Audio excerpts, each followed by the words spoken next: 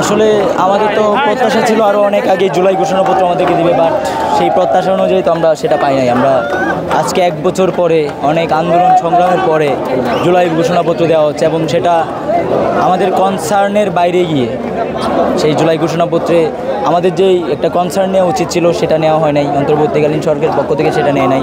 বিচার ব্যবস্থা তো এটা 2-1 দিনে মানে একদম ফ্রেশ করার সুযোগ নাই, যেহেতু 16 বছরের ফেসিবাদী কাঠামো, এটার বিলুপ আসলে 2-1 দিনে বা মানে হচ্ছে 16 মাসে হবে না, এটার সময় লাগবে। তাও আমাদের আরও অনেক বেশি প্রত্যাশা ছিল, সেই জায়গা থেকে আমরা মানে সেটা পাই নাই। আমাদের এখনও দেখেন আওয়ামী লীগের কয়জনের বিচার হয়েছে, এখনও 1 বছর হয়ে যাওয়ার পরেও হাসিনাকে এখনও এই সরকার বিচারের মুখোমুখি করতে পারে নাই। হাসিনাকে এখনও এই সরকার বাংলাদেশে এনে বিচার করতে পারে নাই, এটা এই সরকারের সবচেয়ে বড় ব্যর্থতা।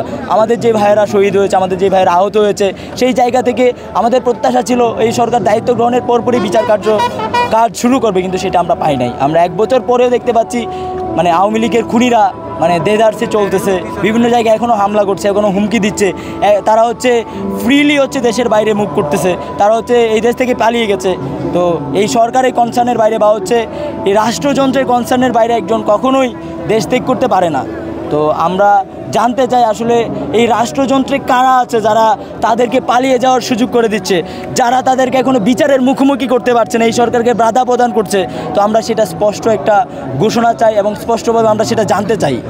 তো 1 বছর পরে আমরা আমাদের আকাঙ্ক্ষিত বিচারটুকু পর্যন্ত পাই নাই, সেখানে দেশের রাষ্ট্রের সংস্কার কতটুকু পাবো সেটা আসলে যেখানে বিচারেই পাই নাই, সেখানে এই দেশের সংস্কারটা আসলে মানে একটা প্রশ্ন থাকে যে আদৌ কি সেই দেশের সংস্কারটা কতটুকু হয়েছে।